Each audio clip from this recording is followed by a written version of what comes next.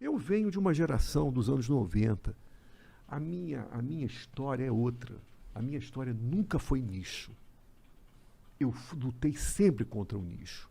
Quando, na minha carreira, no início da minha carreira, eu optei pelo Jô Soares, eu sabia exatamente o que eu queria, onde que eu queria chegar com a minha música. Eu nunca fui um artista de nicho. Eu tenho o maior respeito pelo artista de nicho. Não tenho nada contra ele. A minha não é essa, entendeu? E eu vou te falar, por isso eu passei por lugares como o Jô Soares, Sem Censura. Todos aqueles programas do Canal Brasil eu passei. MTV fui várias vezes. Esse Pânico na Jovem Pan, fui várias vezes. Cara, você não imagina. Danilo Gentili, fui lá. Eu acho que eu só não fui no Ratinho, mas eu iria no Ratinho, não tem problema nenhum. Cara, você não sabe a patrulha ideológica dessa porra. É mesmo? Porque tem... Os caras enchem teu saco? A patrulha ideológica. Porra, Danilo Gentili, nesse programa. Nesse programa. Cara, foi a marca do meu trabalho. E a minha música tá ligada a isso. Entendeu? A minha música tá ligada a discutir coisas com vários segmentos, não só o segmento intelectual, não, o segmento popular.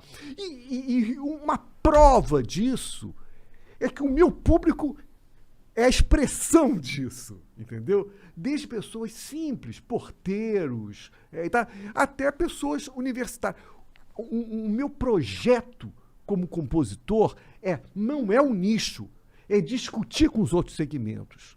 Agora, essa discussão, essa comunicação com os outros segmentos, não significa uma aliança de classes, sabe, cara? Porque isso é um perigo, querer colocar a MPB como um projeto de aliança de classes. Você pode, sim, entrar em discussão e ser contundente e colocar o conflito.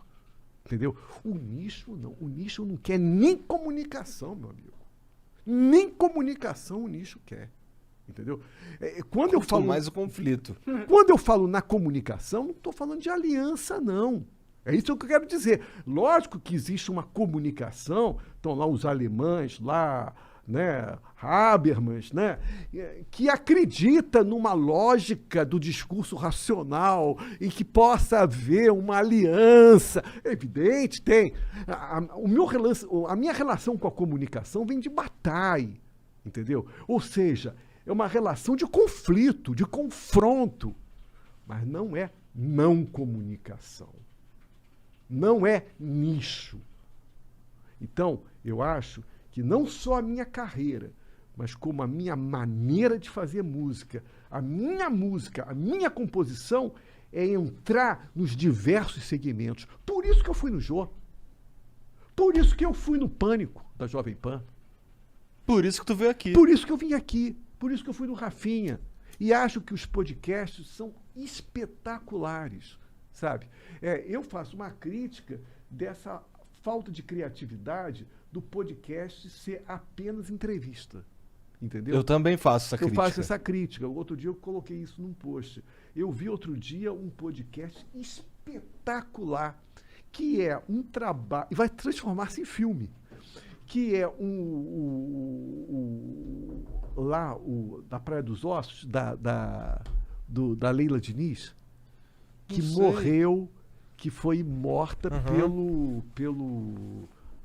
Qual é o nome daquele cara?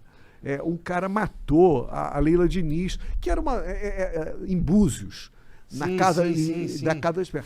E, cara, fizeram um podcast sobre esse caso. Pensei que tu estivesse falando do nome do podcast, eu não sei. Fizeram um podcast, eu me esqueci o nome. Fizeram um podcast sobre esse caso, com reportagem.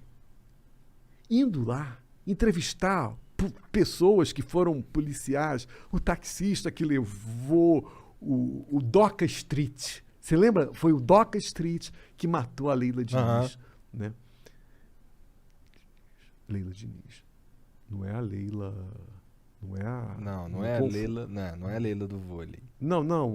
Aquela outra famosa... Não confunda. Que estava...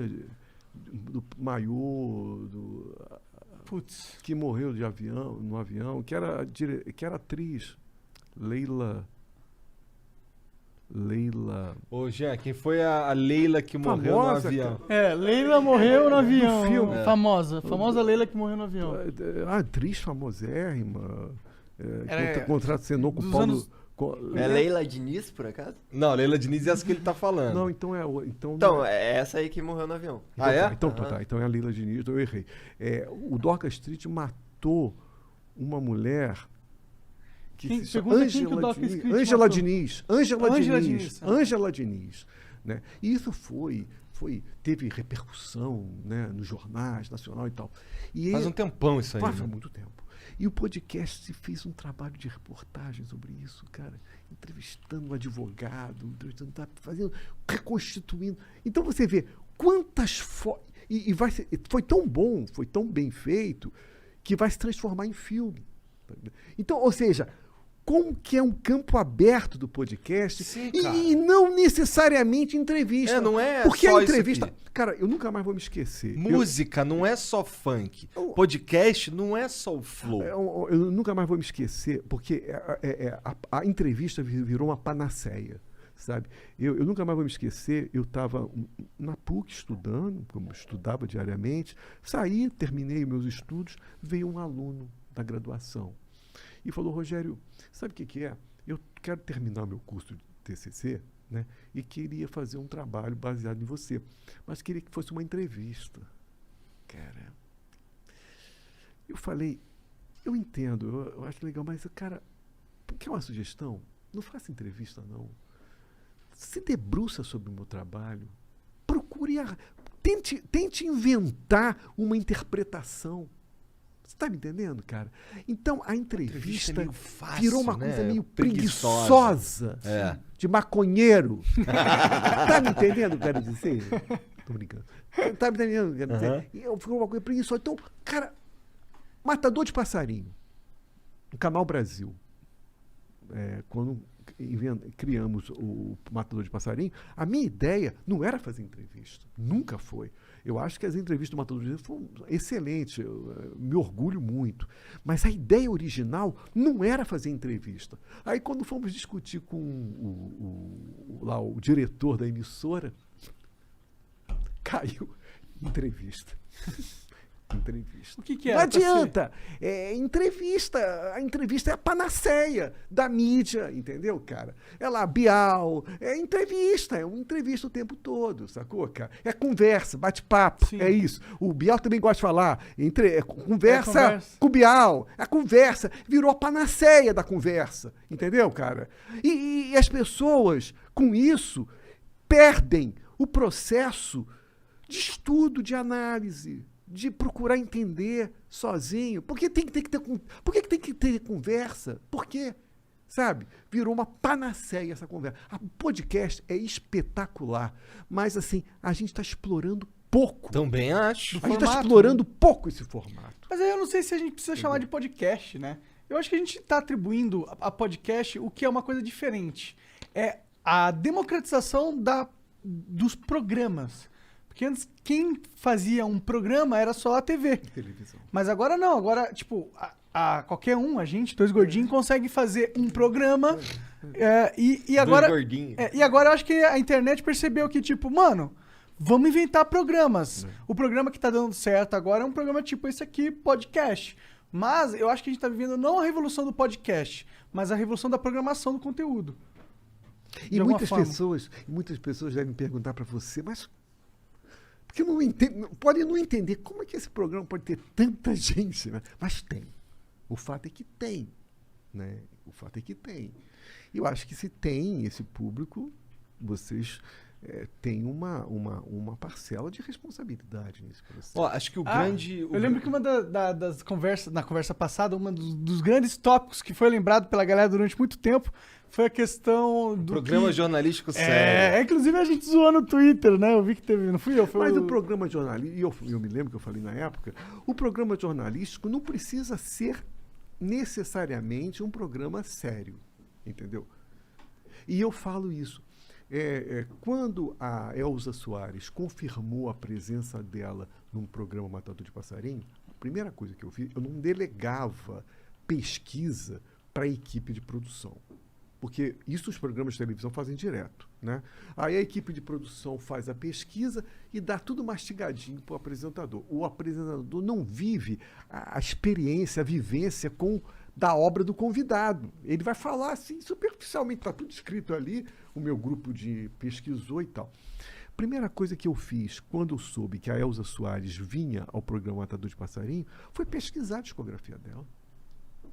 Lógico que eu tinha tempo para isso. Eu fui ouvir a discografia dela. Eu fui pesquisar a discografia dela. E descobri um disco espetacular, que é Elza, Miltinho e Samba. Que é um disco espetacular, que era a Elza Soares cantando com o Miltinho. Sabe o Miltinho? Eu não sei se vocês já ouviram o Miltinho. Não, Miltinho é pior um que não. cara, é um nunca sambista ouvi. da década de 60, 70, mais 60, que tinha um balanço espetacular. E a Elza cantava pra caralho, né? Cara, e só clássicos do samba. Cara, você ouve aquele disco, você fica maravilhado. Cara, se eu não tivesse recebido a Elza no meu programa, eu não teria tido a oportunidade de pesquisar e não teria a oportunidade de descobrir essa joia rara da música popular brasileira.